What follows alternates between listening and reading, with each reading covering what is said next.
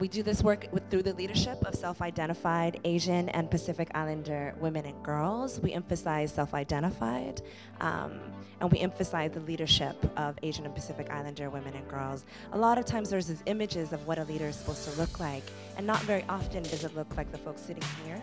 And so what I want us to do is to populate those politics and that image as well, right? So that's what we're doing. Word. It's a very interactive conference.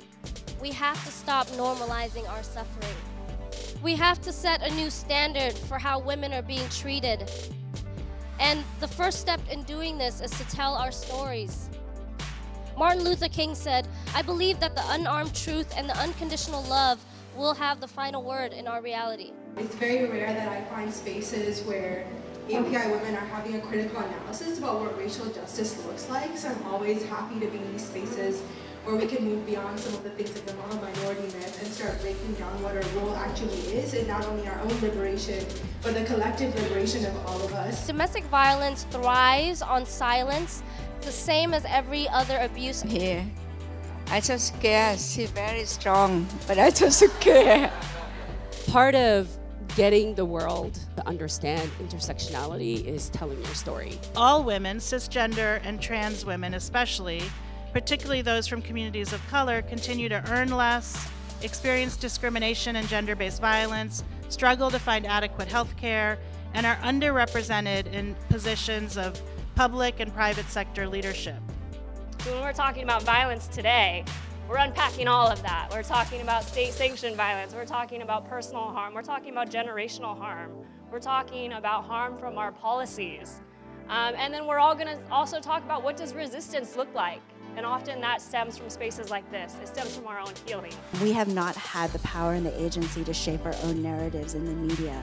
And a lot of the frameworks of the way that we think about who we are has really been defined through non-Asian American women framed stories. And so I wanted to change that as a college student.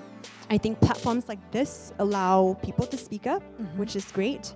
And I feel like when we suppress things in our heads, it gets to our heart and it becomes emotional and it affects us in our daily lives.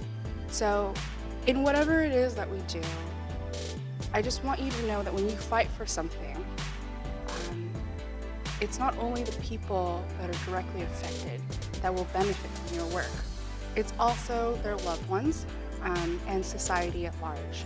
You sitting here now, you are among people that you can identify with and that you can share your stories with. Women know that their chains can only come off if they teach the village how to take off their own. Women look not only at the problem, but at the horizon. We see justice rooted in the new soil of a breathing world, patiently waiting for us, whispering in our ears to bring all of us there ourselves.